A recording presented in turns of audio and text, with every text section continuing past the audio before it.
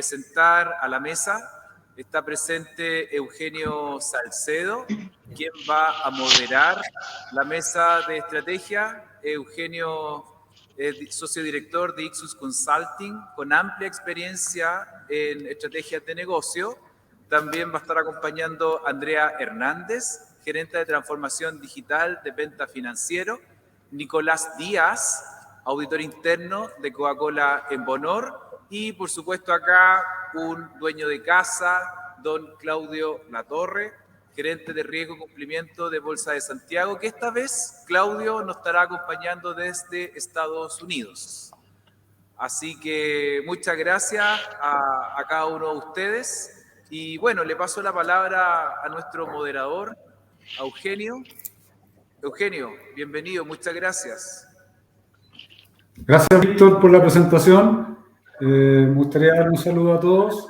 Aprovechar de señalar que efectivamente, tal como Víctor lo señalaba, yo he estado trabajando los últimos 20 años en la elaboración de mapas estratégicos para distintas empresas, en distintos sectores también, y obviamente vinculado a estos mapas estratégicos, todo aquello relacionado también con los riesgos que pueden afectar el cumplimiento de esas estrategias que se están definiendo.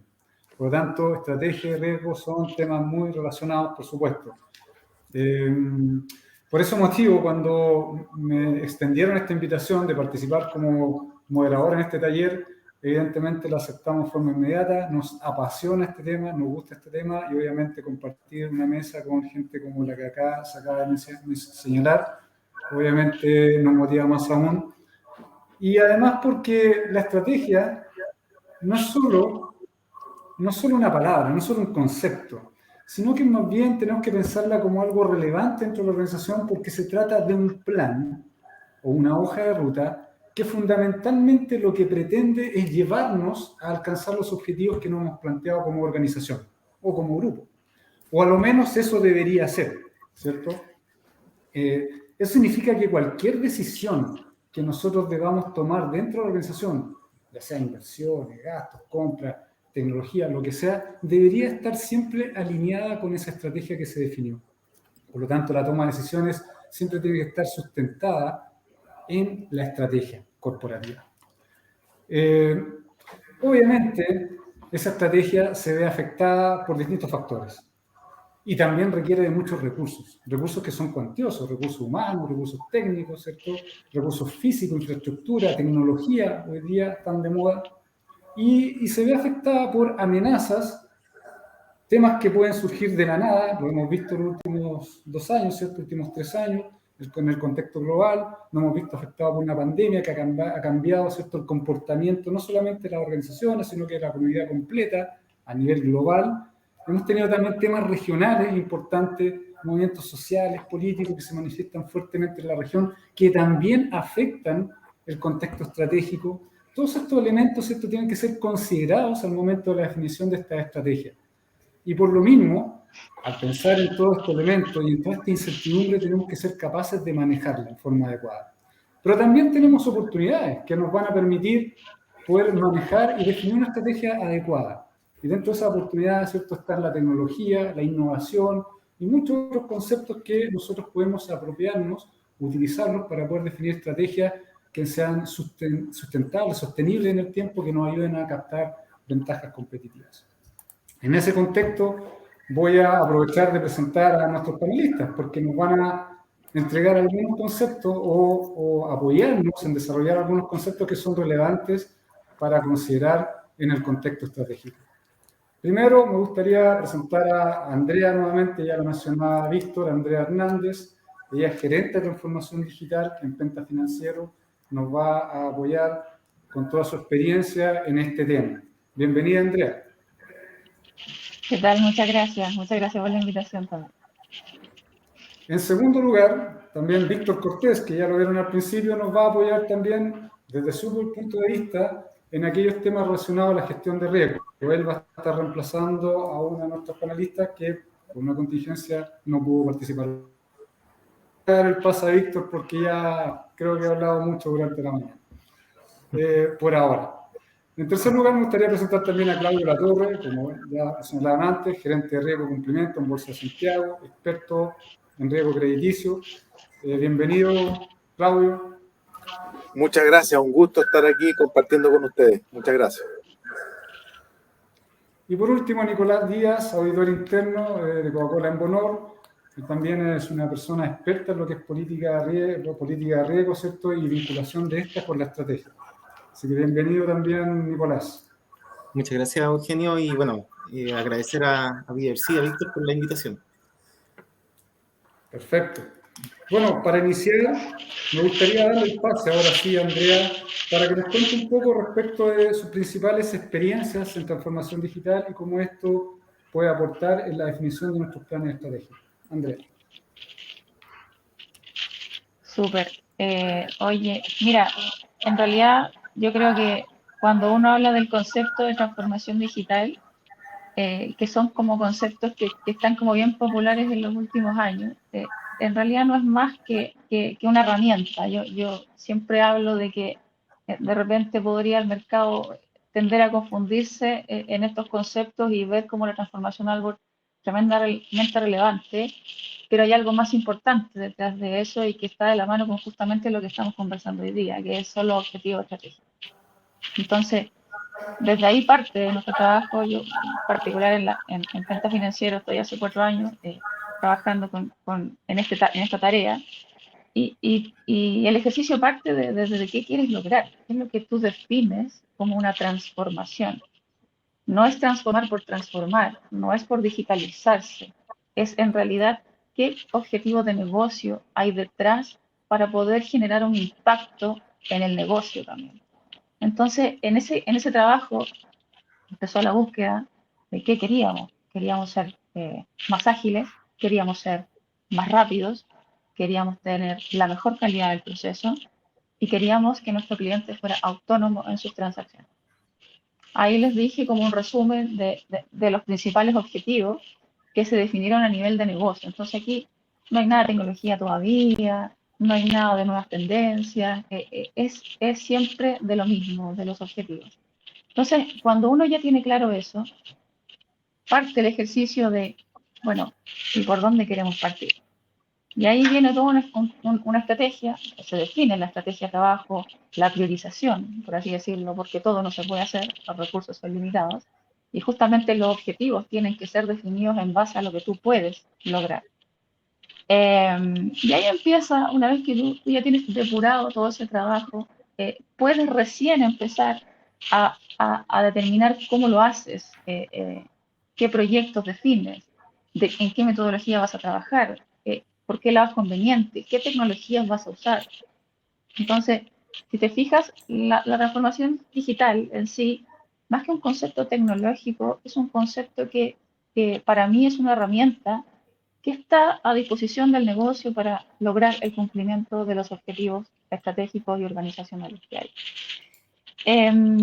Ahí fue cuando nosotros empezamos finalmente un set de proyectos donde principalmente buscando, sobre todo en el mundo específico que yo trabajo, la rapidez del negocio, mucha automatización. Entonces empezaste a ver procesos que empezabas a intervenir y que se hacían de una forma donde el control del proceso o la rapidez del proceso depende de un usuario y empiezas a ver que esa dinámica empieza a cambiar en el tiempo y te empiezas a enfrentar con otro tipo de procesos que en realidad se cambia o se permuta finalmente este control de la rapidez. Entonces terminas teniendo procesos en realidad que avanzan por sí solos y tú tienes un entorno o una estructura organizacional que tienes que adaptarla para que la gente o los usuarios que acostumbraban a tener un control de un proceso, ahora tienen que tener el control y hacer seguimiento de lo que hace el sistema. ¿Ya? Entonces te enfrentas a una dinámica donde si bien cambiaste la tecnología, automatizaste los procesos, modificaste el modelo de negocio, la gente empieza a acostumbrarse a que el rol o la ejecución de las tareas ahora ya es distinta, ahora tiene otro foco, ahora es monitorear. Y ahí surgen elementos base que yo creo que deben estar instaurados en cualquier proceso, ya sea de transformación o proyectos de mejora, como ustedes quieren llamarlos, y estos conceptos hoy día tienen estos nombres más populares, pero han existido hace muchos años. Y estas bases son, ok, ¿cómo partimos este trabajo desde el punto de vista en asegurar la calidad, en asegurar que el proceso va a ser asimilado de una forma gradual, en que en realidad esta transformación no es de un área, ni de un equipo de tecnología, ni de un área de procesos, sino que es un proceso de cambio de toda una organización? Particularmente nosotros en el camino nos fuimos dando cuenta de que está bien, puedes incorporar, puedes empezar a automatizar los procesos, puedes cambiar todo, puedes trabajar en la cultura organizacional, y salen muchas cosas, pero hay elementos que deben estar como base dentro de todo este proceso, como los temas de seguridad de la información, como los temas de riesgo operacional, como los temas de efectivamente asegurarte de que lo que tú has construido en esta nueva forma de hacer las cosas realmente está vista, prevista y observada desde todas las perspectivas, no solamente desde una perspectiva tecnológica en que te aseguraste de ocupar la mejor tecnología, sino que tienes una perspectiva desde el punto de vista riesgo operacional, donde estás cubierto y dices, esto es el riesgo operacional al que yo me voy a comprometer o controlar, y así desde el punto de vista de las distintas áreas que componen esta organización. Entonces ha sido un proceso que también de la mano del aprendizaje, que es lo que uno va construyendo en el tiempo, también son las reflexiones que uno va considerando en todo este proceso. Para cerrar el discurso, yo lo que les podría decir es siempre no olvidarse de qué es lo que estamos buscando detrás. Lo más importante nunca puede ser la transformación en sí o la tecnología en sí. Tiene que ser lo que estamos buscando como objetivo de negocio, y de ahí se desprende todo lo que podemos implementar hacia abajo, que son las herramientas. Perfecto. Pensando un poco justamente en esa frase final, que lo importante son los objetivos, independientemente de las herramientas que utilicemos para darle soporte a los objetivos, me gustaría darle pase a Víctor, nuestro segundo panelista, para que nos comente un poco cómo se integra la gestión de riesgo justamente en pos de alcanzar estos objetivos organizacionales. Víctor, por favor, cuéntanos un poco de tu experiencia.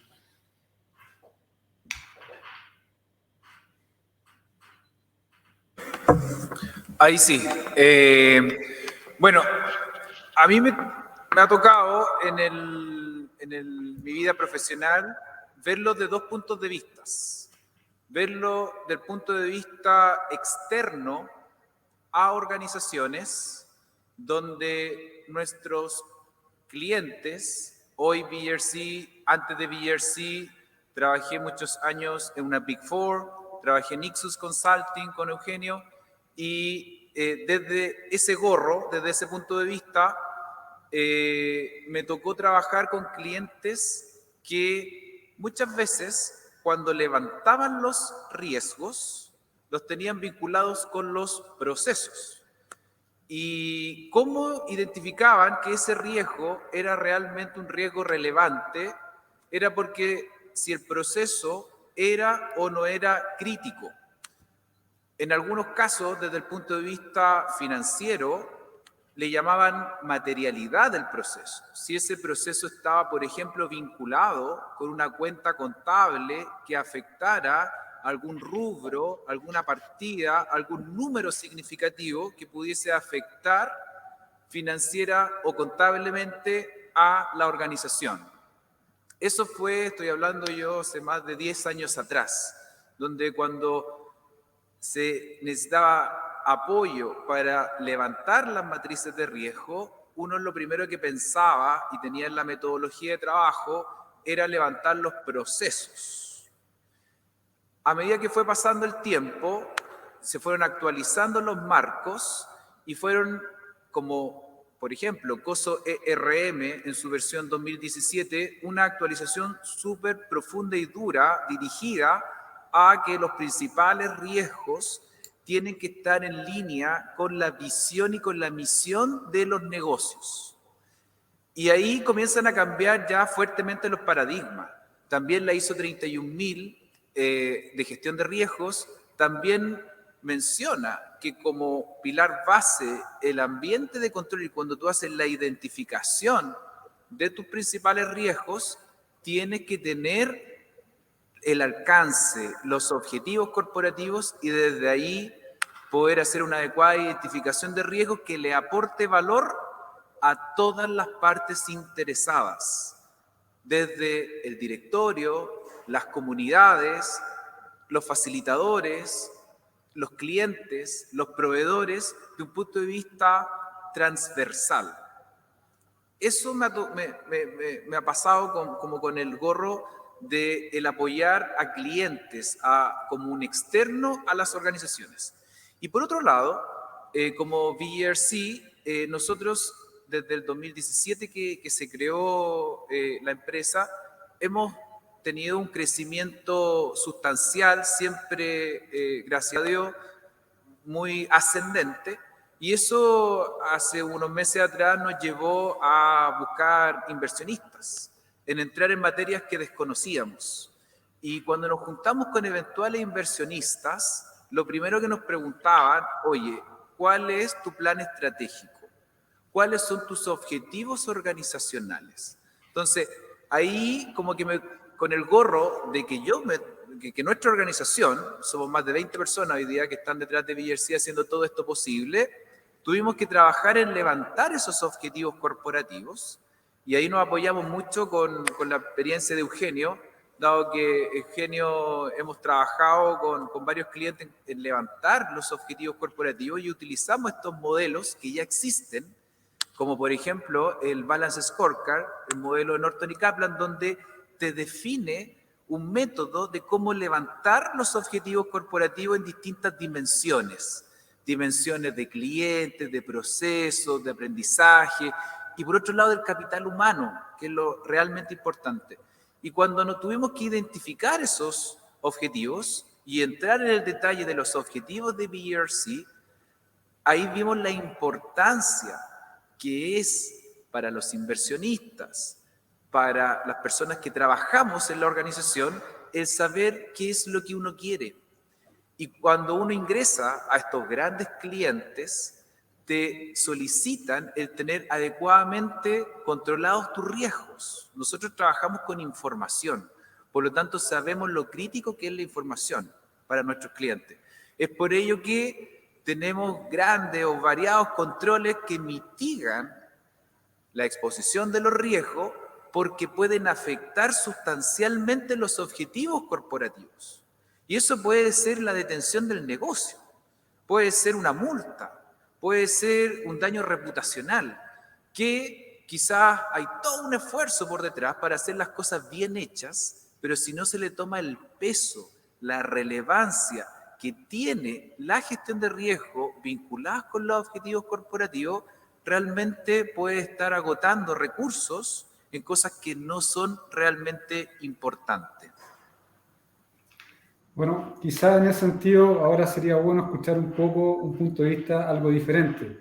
Yo invitaría a Claudio que nos cuente un poco respecto de cómo afecta el riesgo crediticio, riesgo de mercado a toda esta estrategia que definen las compañías. Claudio. Muchas gracias. Mira, yo creo que en primer lugar es importante entender estos hilos, estas definiciones de distintos riesgos que todos hemos escuchado por ahí. Hoy, por ejemplo, cuando escuchamos de riesgos de mercado, hoy día tan de moda a raíz de la depreciación del peso, riesgos de tasas de interés, que también lo estamos viviendo en Chile muy, muy fuerte en carne propia, los asociados a riesgos de crédito, riesgos operacionales, hoy día también muy de moda, entendiendo que los riesgos de ciberseguridad, los riesgos de lavado de activos, de acuerdo a las definiciones actuales, son riesgos operacionales, y riesgos del negocio, riesgos estratégicos, reputacionales, que también todos lo hemos escuchado. Pero lo importante es que entendamos que cada uno de estos riesgos que en muchas compañías son tratados de manera de silos, y que cada uno de estos tipos de riesgos tiene sus particularidades y por ende sus propias metodologías, la verdad es que están muy, muy interrelacionados y finalmente afectan el balance, el resultado de cualquier compañía y por ende la estrategia, digamos. Entonces, es muy importante entender cuándo el riesgo que estamos asumiendo es o no es parte del negocio. Voy a dar un ejemplo. Por ejemplo, un banco, cuando hace negocios, por definición, va a buscar el riesgo de crédito, porque lo va a enfrentar en cada uno de los negocios que hace. Lo mismo el riesgo de mercado. Sin embargo, los riesgos operacionales no son parte del negocio, pero sí son importados a través de la manera en que hacemos negocio. Yo quiero decir con esto, por ejemplo, a través de la tecnología, estamos importando riesgos operacionales. Por lo tanto, ahí vemos, bueno, entonces hay una interconexión. No es parte del negocio, sin embargo, lo estamos importando. Por lo tanto, también tenemos que tratarlo y por eso tenemos que identificarlo, como bien decía, y tratarlo. Ahora, ¿esto significa que son riesgos distintos?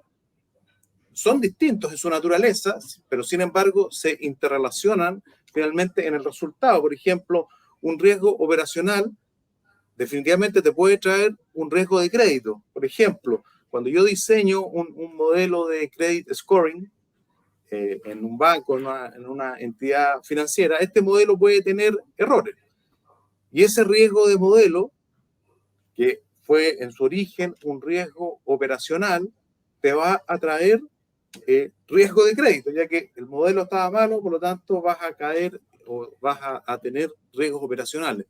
Por lo tanto, es ese link el que tenemos que entender que es muy claro y es fluido. O sea, estos silos que nos sirven de una manera, como una manera de entender, de diferenciar metodologías que son muy distintas a los que han estado en riesgo de crédito, saben que es muy distinto, riesgo de mercado en su origen y en sus metodologías son muy distintos, pero al final se terminan interrelacionando en términos de que todos terminan afectando a la compañía, tanto en sus objetivos estratégicos como en sus objetivos de mediano y corto plazo.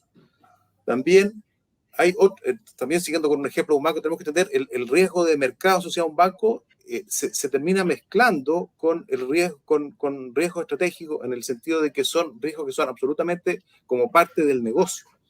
Por lo tanto, en ese sentido es muy relevante que esto no lo perdamos de vista, de tal manera de que hoy día yo diría que si hay un desafío importante en términos de la gestión de riesgo, es que realmente podamos mirar el riesgo a nivel global de las organizaciones. Y yo diría que es un súper desafío hoy día en riesgo de crédito, por ejemplo, o en riesgo de mercado. Tenemos el VAR, una metodología muy utilizada, y podemos entender de manera bastante razonable cuál es el nivel de riesgo de manera monetaria. En riesgo operacional todavía es un poquitito muy dificultoso, y más todavía entenderlo a un nivel global de la organización. Bueno, ¿cuál es el nivel de riesgo monetario al que efectivamente está expuesto la organización? Yo creo que es una complejidad enorme por las diferencias hoy día que hay en lo que se está haciendo en cada una de las mediciones de riesgos que hay para todos estos riesgos que mencionamos anteriormente y muchos más. Pero sin embargo, eso no nos debería hacer claudicar en que aún así tenemos que llegar a los directorios con algo, en el fondo, que les diga a los directores, bueno, este es el nivel de riesgo que estamos enfrentando como negocio, tanto a nivel global como en sus distintas categorías. Creo que eso es muy importante entenderlo. Perfecto. Me gustaría también conocer en este sentido la opinión de Nicolás y que nos cuente un poco cómo se alinea la política de riesgo con la estrategia. Nicolás, por favor, cuéntanos. Sí, gracias, Eugenio.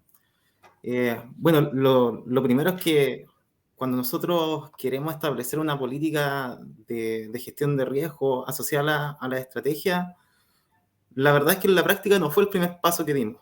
Nosotros primero teníamos la misión de implementar una gestión de riesgo integral en la compañía, y la verdad es que sabemos que tenemos el marco de referencia de costos RM en que tenemos que vincularlo con la estrategia, pero primero quisimos hacer el autodiagnóstico. Entonces, primero queríamos saber en la compañía qué tanto desarrollo teníamos como gestión de riesgo, ¿ya? Y ahí uno se empieza a dar cuenta de los silos que mencionaba Claudio. O sea, en realidad uno hace un autodiagnóstico que tiene que pasar por toda la área y ahí se va dando cuenta que hay algunas áreas en que tienen un nivel de madurez mayor respecto a gestión de riesgo y otras que no.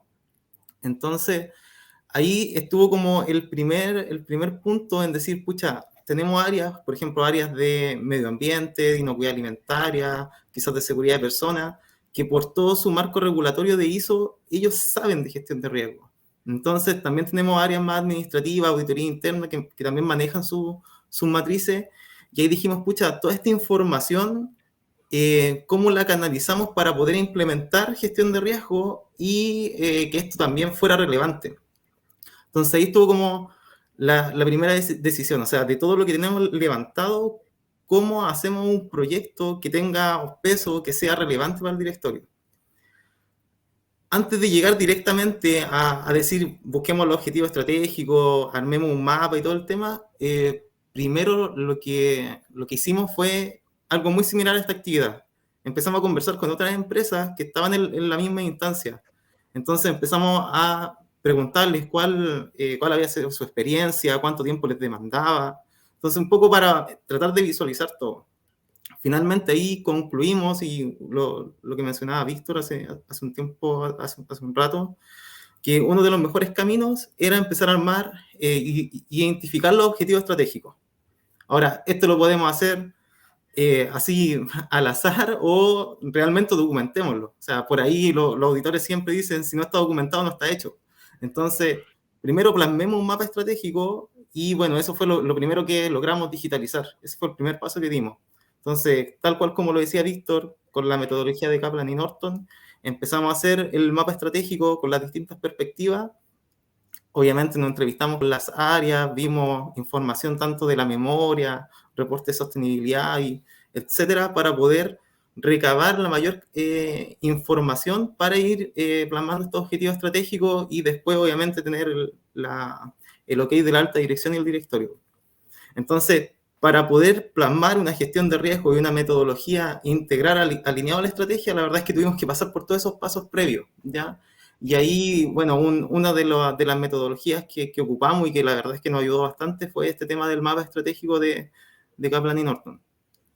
Ahora ahí, un poco lo que mencionaba Claudio, tú empiezas a ver riesgos de diversas materias, sobre todo en los temas de regulación, puedes tener temas de inocuidad alimentaria, medio ambiente, y como lo mencionábamos anteriormente, cada uno tiene sus metodologías, porque normalmente están regulados por norma ISO y ellos tienen algo de gestión de riesgo. Entonces, finalmente, cómo todo esto lo volvemos en una metodología integral, es un bonito desafío. Fue algo bien interesante, y si bien cada metodología tiene sus propias particularidades, siempre van a tener puntos de conexión, puntos en que conversan, ¿ya?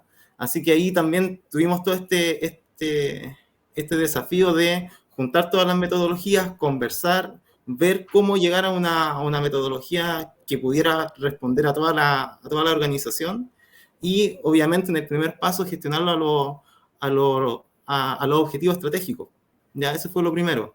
Y después ya empezamos con lo que mencionaba Víctor, que son todos los riesgos de proceso, ¿ya? Pero ese ya fue como otra historia más operativa. Perfecto. Eso. Perfecto, muchas gracias. Mira, tengo aquí algunas preguntas que fueron formuladas por personas que se suscribieron a estas conversaciones que sostenemos hoy y que las enviaron en forma previa. Entonces me gustaría invitar a cada uno de los panelistas que nos respondan algunas de ellas. Por ejemplo, en el caso de Andrea, se nos pregunta, ¿de qué manera es posible medir la transformación digital? Andrea, si tú nos puedes ayudar un poco en eso. Mira, yo creo que un estándar de cómo medirlo no lo existe. Hay criterios que se pueden ocupar, pero más allá de eso, yo vuelvo a insistir sobre lo que te comentaba antes, que medir la herramienta por sí sola, no sé si te va a generar algún indicador de si vas bien o mal. Yo lo que haría o lo que sugiero es que se mida la transformación digital desde el punto de vista del impacto que está generando al negocio, si el resultado está siendo bueno. En el mismo caso que yo te planteé al inicio, nos planteamos ser más rápidos. Realmente, con todo lo que hemos hecho en esta transformación, ¿hemos logrado ser más rápidos? ¿Qué tan rápido lo hemos logrado? Entonces yo partiría, si realmente queremos medir la efectividad de la transformación digital, yo partiría por justamente partir por ahí, el impacto que genera la implementación de todo esto, ¿ya? Ahora, eso es más en lo estratégico. Si te quieres ir más a lo táctico, ya como medir la transformación en sí, a lo mejor tú podrías usar criterios que podrían ser indicadores ya más técnicos y esos a lo mejor podrían ser hoy el número de usuarios a los que les has logrado intervenir los procesos o también basándote en un mapa de proceso donde tú puedes decir, oye, de lo que definimos para transformar, llevamos un porcentaje de procesos intervenidos o tenemos todas estas herramientas o todas estas tecnologías implementadas o nuevos sistemas de información. Puede ser un mix de criterios desde el punto de vista de la transformación digital o puede ser uno de estos criterios dependiendo de qué es lo que la empresa considere como más importante en este aporte o en este concepto. Pero, pero para cerrar, o sea, yo creo que más allá, te insisto, de medir la transformación digital en sí, que podéis medirla, lo importante es medir el impacto que te está generando en el negocio. Perfecto. Aquí tengo otra pregunta y me gustaría discutirla con Víctor. Y respecto de si podría ser conveniente, y a lo mejor Víctor lo podemos discutir en conjunto, si podría ser conveniente, enganchando un poco con lo que señalaba Andrea, que al momento de establecer dónde va a estar el aporte de la digitalización, digamos, en cuáles objetivos realmente va a aportar valor la digitalización, si al momento de definir en qué objetivo se va a entregar ese aporte, intentar ahí establecer algún indicador para medirlo. ¿Podría ser algo como eso, Víctor? ¿Por qué te lo pregunto? Tú recordarás, años atrás vimos en una empresa juntos que por ahí desde las tecnologías de información se incentivaba la implementación de un middleware, ¿cierto? Que es un producto de software muy caro que permite conectar múltiples sistemas. Claro, la gente del área de tecnología, o sea, tengo un middleware para todas las interfaces de la organización, etcétera, etcétera, es fantástico, pues cuesta $3 millones, pero no importa de tener las mejores interfaces. Sin embargo, no había ningún objetivo estratégico que nos permitiera soportar ese proyecto. Por ejemplo, si hubiésemos tenido como objetivo que a lo mejor la institución hubiese dicho, mira, vamos a ir por la venta cruzada, vamos a ir por la integración de productos. Tal vez, al tener un objetivo estratégico como la venta cruzada o la integración de productos, se justificaba la inversión en un middleware. Y en ese caso hubiésemos podido, obviamente, establecer un indicador para determinar cuánto el middleware nos iba a aportar en la consecución de nuestra estrategia. Pero sin embargo no teníamos eso y solo estaba la iniciativa que parecía ser tecnológicamente muy apropiada, pero en definitiva no aportaba valor a la estrategia. ¿Tú estás de acuerdo en que la tecnología en ese sentido tiene que, o la inversión en tecnología tiene que poder medirse y saber cuánto va a aportar a la consecución de nuestro objetivo? Me acuerdo perfectamente de ese bonito proyecto, Eugenio. Y solo para complementar esa experiencia, recuerdo perfectamente que nosotros cuando llegamos con Eugenio, les preguntamos, ¿cuál es su misión? ¿Cuál es su visión? Y esas respuestas no fueron dadas satisfactoriamente. Y me acuerdo que tuvimos que inclusive, antes de levantar los objetivos corporativos, tuvimos que partir levantando cuál era su mirada de la organización hacia largo plazo, que fuese desafiante para la organización, pero que también se pudiese cumplir. Y desde ahí comenzamos con estos talleres, me acuerdo, de definir la visión, misión, luego bajamos a los objetivos corporativos que nos apoyamos en estas herramientas que ya existen, como el plan estratégico de Norton y Kaplan, y desde ahí levantamos en base a cada perspectiva los objetivos corporativos, que no es simple, no es fácil. Me acuerdo con Eugenio, nos juntábamos con la gerencia y les preguntábamos cuáles son sus objetivos y nos mencionaban proyectos, nos mencionaban iniciativas, nos mencionaban otras cosas que no eran objetivos corporativos. Entonces, acá el trabajo duro es primero que todo identificar esos objetivos corporativos. Y para responder la pregunta de Eugenio, la segunda derivada del objetivo es conocer el indicador de cómo yo voy a medir el cumplimiento de esos objetivos. Que eso también no es tan trivial, porque estos indicadores, cuando uno los comienza a levantar, saltan muchos en las primeras reuniones, pero un buen indicador es aquel que apunta al origen, le llamábamos la causa de la causa, al origen más profundo, para La ahí... causa profunda. La causa profunda, ese era el concepto, la causa profunda, o sea, el origen de dónde poner el indicador. ¿Por qué? Porque si poníamos el indicador, por ejemplo, en la satisfacción de un cliente, no podía ser positiva o negativa, pero esa satisfacción de cliente viene por atrás a raíz de una serie de gestión, que si esa gestión no se mide, después ya el indicador de satisfacción de cliente da lo mismo. O sea, acá hay temas de cuando tú generas una orden de compra, cuando estamos hablando en este caso de la industria de la moda, donde hay que mandar un diseño a diseñar primero que todo a China, donde hay que viajar a China. Una vez que se validan esos diseños, eso se tiene que fabricar. Hay periodos de 6 meses de fabricación. Después eso tiene un proceso de logística muy complejo. Entonces, algo que tú mandaste a diseñar y que te llega hoy día a los centros comerciales como un traje, se tomó la decisión de compra hace 1 año y medio atrás, donde imagínense ustedes cómo se tomaron esas decisiones antes de la pandemia, que en algún minuto se cerraron los centros comerciales. Y ahí es lo difícil de identificar cuál es el indicador, origen profundo que me permite a mí medir ese objetivo.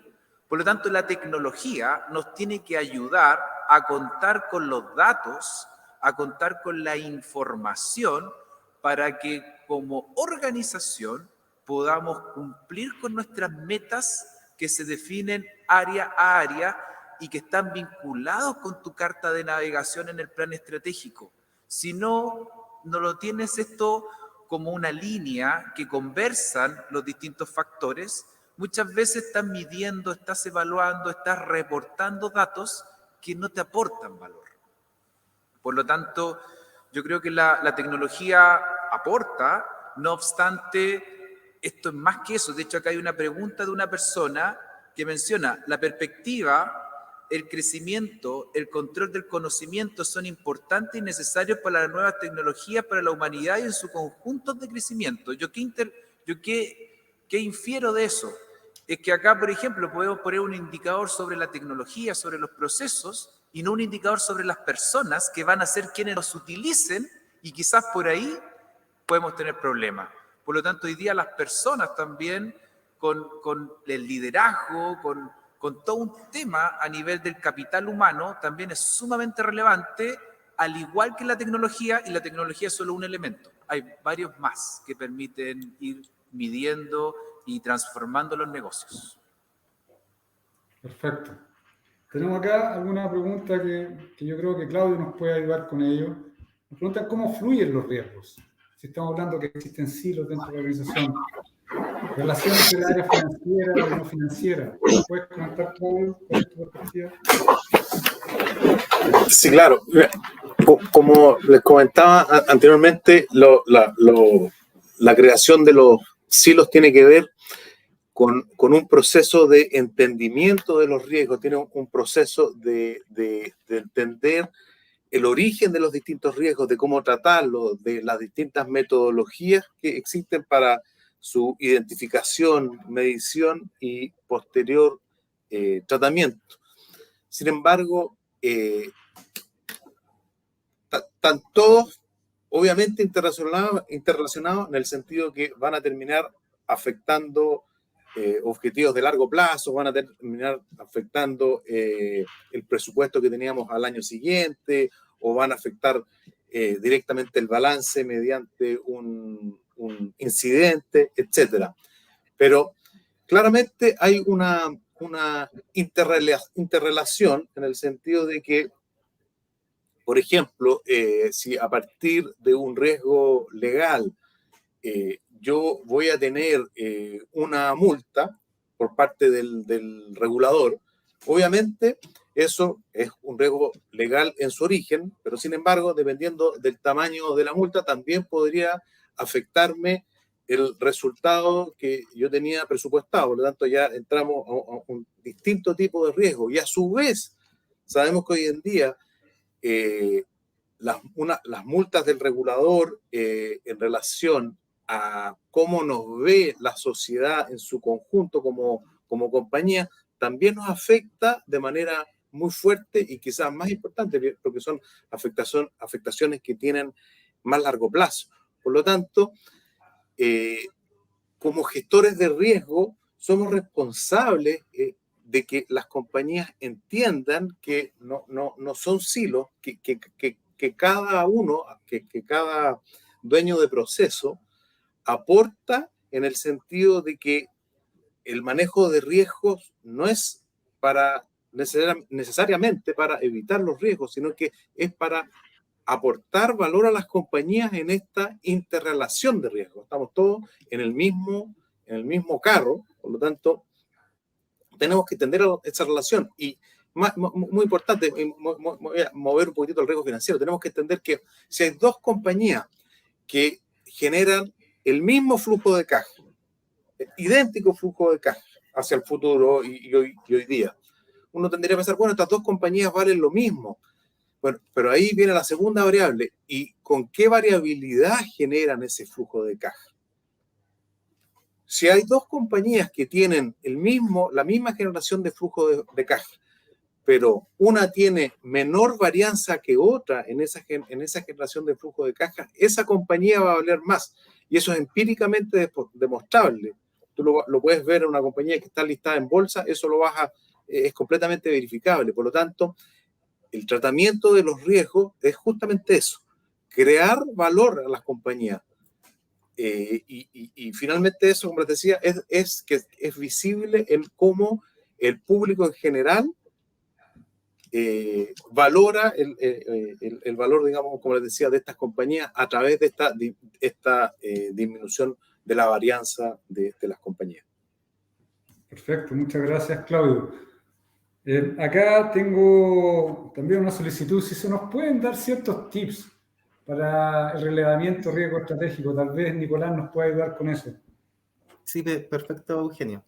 Bueno, en el caso nuestro, contar la experiencia, tuvimos una fuente de información externa. Eso fue lo primero con lo que comenzamos. En definitiva es ver la industria. O sea, en la industria hay información de riesgos estratégicos relevantes, por lo menos para el caso nuestro como embotellador de Coca-Cola, sí estaba esa información, ¿ya? Sí hay algunos eventos que hace Coca-Cola donde se reúnen los embotelladores y ven cuáles son su top 10 de riesgo. Esa es una fuente de información súper valiosa. Entonces ahí plasmamos de inmediato cuáles son los primeros riesgos estratégicos y que nos da el punta de lanza Coca-Cola. Después, ¿qué es lo que fuimos viendo? Del mapa estratégico que ya teníamos relevado, ir conversando con toda la área, ya obviamente desde la alta dirección hacia también las funciones más operativas. Y ahí empezar a identificar cuáles son los riesgos, cuáles son los problemas que tienen que pueden ir afectando estos objetivos estratégicos.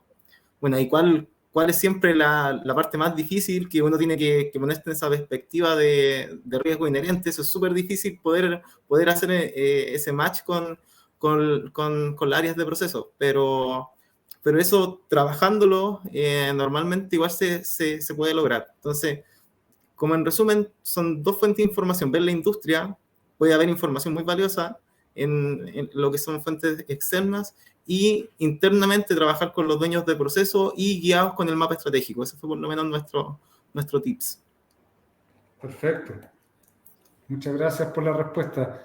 Nos queda poco tiempo, pero me gustaría poder darle un par de minutos a cada uno de los panelistas por si quieren referirse a algunos temas que ha tocado otro panelista o alguna de las preguntas de las personas que están participando de esta charla. Y me gustaría partir con Andrea, si no, darle un par de minutitos a ver si quiere redondear alguna idea final. Andrea. Obvio. Bueno, en materia de lo que es la gestión integral de riesgo, como te decía, yo creo que hay desafíos, hay que unir, hay que hacer más conexiones, ¿ya?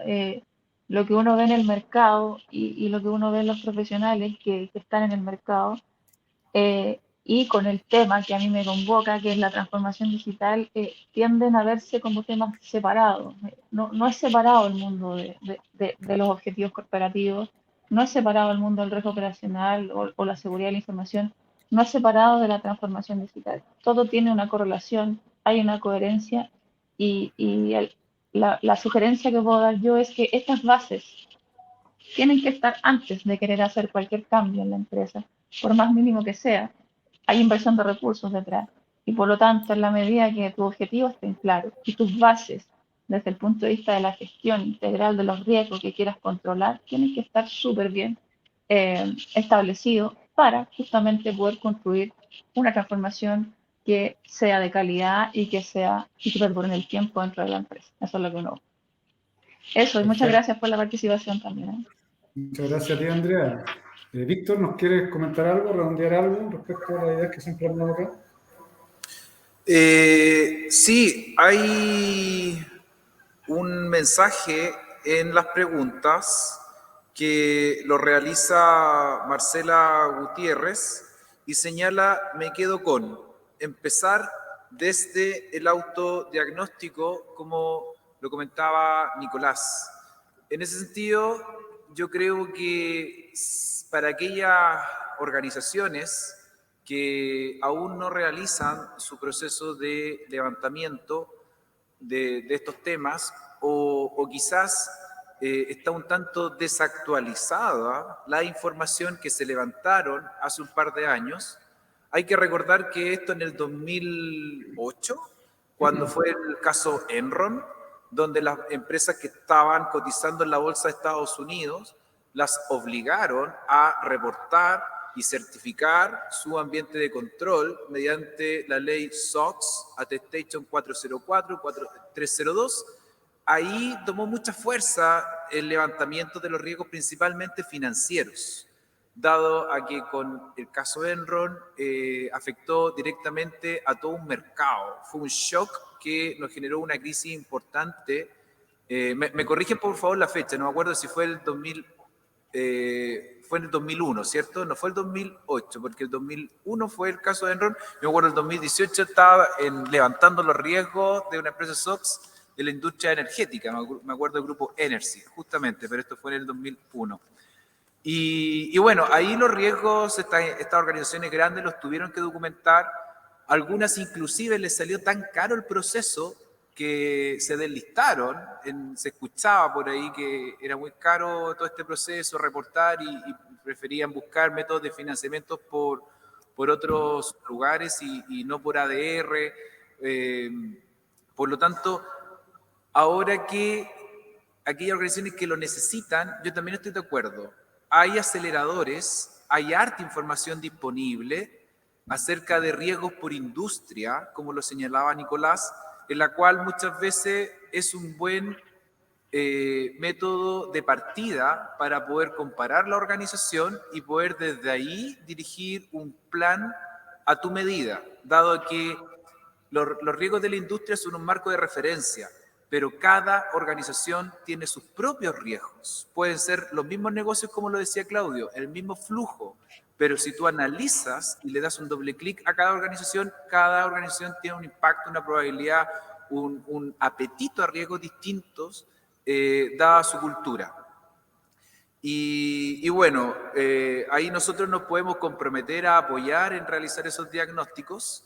Cecilia Bari, que viene en la próxima mesa, estuvo trabajando con Nicolás estos temas, estuvo trabajando con Andrea estos temas, profesional con amplia experiencia en gestión de riesgos, que ahí nosotros los podemos apoyar en su autodiagnóstico para poder definir adecuadamente una política de riesgo actualizada y contemporánea de los tiempos actuales. Perfecto, gracias Víctor. Quería darle el paso a Claudio también para que nos pueda hacer un cierre y redondear alguna idea. Mira, más que redondear una idea, me gustaría comentar y partir comentando a dos personajes importantes en términos de sus planteamientos de del manejo de riesgo. Uno es un economista que se llama Frank Knight, que planteó las diferencias y similitudes entre lo conocido y lo desconocido, y también nombrar una frase de un secretario de defensa estadounidense que se llama Donald Rumsfeld, que habló de que hay cosas que nosotros sabemos que sabemos, hay otras cosas que sabemos que no sabemos, y hay cosas que no sabemos que no sabemos. Parece un trabalengua, pero es cierto. ¿Y qué quiero decir con esto? Es que hago un llamado de alguna manera que tenemos que entender que el manejo de riesgo tiene estas limitaciones, en el sentido de que yo siempre me sorprendo cuando me preguntan, a veces los supervisores o a veces cuando estamos bajo alguna auditoría, y me preguntan lo siguiente: bueno, ¿cómo, Claudio, te aseguras de que todos los riesgos han sido identificados y han sido tratados? Bueno, mi respuesta es automática, es que no te lo puedo asegurar. Porque hay cosas que yo sé que no sé. Exacto. Y, o sea, hay dos tipos, ya los mencioné, los dos tipos de desconocidos. Por lo tanto, tenemos... Ahora, ¿eso es un limitante a que yo maneje esos riesgos? No, no estoy diciendo eso. Todo lo contrario. Lo que estoy diciendo es que tenemos que entender que al frente de nosotros hay mucho desconocido. Y si nos quedamos tranquilos en que, porque estamos tratando lo que conocemos, estamos bien, nos vamos a pegar porrazos tales como los del año 2008, porrazos tales como los que hemos tenido en los últimos 2 años. Por lo tanto, la invitación es que esto es algo sin fin, que la búsqueda del conocimiento a través del manejo de riesgo tiene que ser permanente. Y no nos quedemos con que, ok, ya terminé esto, por lo tanto ya sé esto. O sea, cualquier foto que le saquemos a una compañía respecto a los riesgos que tiene en ese momento va a ser insuficiente, en el sentido que, créanme, que no van a estar todos los riesgos identificados. Eso lo tenemos que tener como lo deberíamos tener cada uno de los responsables de riesgo, y también de auditoría interna, por qué no decirlo, deberíamos tenerlo en cada una de nuestras oficinas. La compañía no conoce todos los riesgos que enfrenta. Tenemos que luchar porque aumentarlo, pero no los conocemos porque el deber del manejo de riesgos no es ser mago, eso se esperaría de un mago, es más bien dar un abanico de posibilidades de lo que eventualmente podría pasarle a una compañía. Por eso se habla de dar una distribución de probabilidad, una distribución de impacto. Combinar estas dos cosas para entender mejor a los riesgos de negocio, a los distintos tipos de riesgos que va a enfrentar una compañía, pero no somos llamados a ser magos, a decir, bueno, esto nos va a pasar. Muchas gracias. Perfecto. Gracias a ti, Claudio. Nicolás, ¿nos podrías tú dar una opinión final respecto a todos estos temas que hemos estado abordando? Sí, correcto. Bueno, complementando un poco lo que decía Claudio, totalmente de acuerdo. Efectivamente, nosotros nunca vamos a saber la totalidad de los riesgos que hay en la organización, o sea, prácticamente imposible. Pero sí vamos teniendo información ya sea de hechos que no ocurrieron, tenemos que analizarlo, causa raíz, un poco lo que se conversó, y ahí vamos teniendo input de cuáles son los riesgos que a lo mejor no teníamos identificados, quizás causas, ya ahí un tema en la metodología de poder identificar las causas y efectos como críticos, ¿ya? Y finalmente, a raíz de eso, vamos haciendo una retroalimentación a todo el sistema. Yo creo que eso es súper importante, lo que es gestión de riesgos vinculados con estrategia y todo. No es algo rígido, ya siempre tiene que estar bien actualizado, no es algo que hay que revisarlo una vez al año, una vez cada 2 años, sino que tiene que estar en el día a día, tiene que estar en la cultura. Eso es como súper importante poder plasmarlo. Como para terminar la idea, nosotros efectivamente armamos todo lo que son temas de mapas estratégicos para poder vincular estos riesgos, y después seguimos con todo lo que son mapas de proceso para empezar a identificar riesgos de proceso, y ahí nos dimos cuenta de que muchos de estos riesgos de proceso sí están vinculados con algunos riesgos de negocios que ya habíamos visto. Entonces, de repente, causas de riesgos de negocio se están tratando como riesgos de proceso. Ya ahí un poco como para terminar esa idea. Perfecto, muchas gracias. Bueno, para finalizar, me gustaría señalar 3 cosas. La primera, agradecer profundamente a nuestros panelistas que han aportado con su experiencia en los distintos temas. Muchas gracias, muchachos, también Andrea. En segundo lugar, responder algunos de los comentarios que había en el chat. Y básicamente, ¿cierto? Como para ordenar un poco, nosotros tenemos que siempre partir desde los objetivos. Y los objetivos, obviamente, los captamos a través de talleres, no necesariamente entrevistas, sino que talleres con los distintos ejecutivos de la compañía, considerando, obviamente, el contexto. Lo ideal es tener un análisis spectrum detrás de eso para tener un contexto adecuado, político, económico, social, legal, medioambiental, tecnológico, etcétera, y obviamente conocer muy bien también cuáles son las fortalezas, amenazas, oportunidades, ¿cierto? Etcétera, etcétera. Cuando nosotros tenemos todo eso, somos capaces de poder armar nuestro mapa estratégico bajo las distintas perspectivas financieras, de clientes, de procesos, de aprendizaje y crecimiento, con los distintos objetivos, definir indicadores para no poner o introducir proyectos que en realidad no estén alineados con esa estrategia, para no introducir tecnología o automatización cuando no se debe, como lo señalaba, por ejemplo, Andrea, para alinearse también con los riesgos, como lo señalaban Claudio y también Nicolás, ¿cierto?, de una manera adecuada y poder medir. Eso, digamos, a nivel general como segundo concepto. Y por último, el tercer concepto, agradecer también la invitación que me han hecho a participar de este taller, porque ha sido muy interesante, aparte de escucharlo a ustedes y compartir, tener un rato para poder hablar de lo que señalábamos al principio, de estos temas que tanto nos apasionan. Muchas gracias a todos y será para una siguiente oportunidad.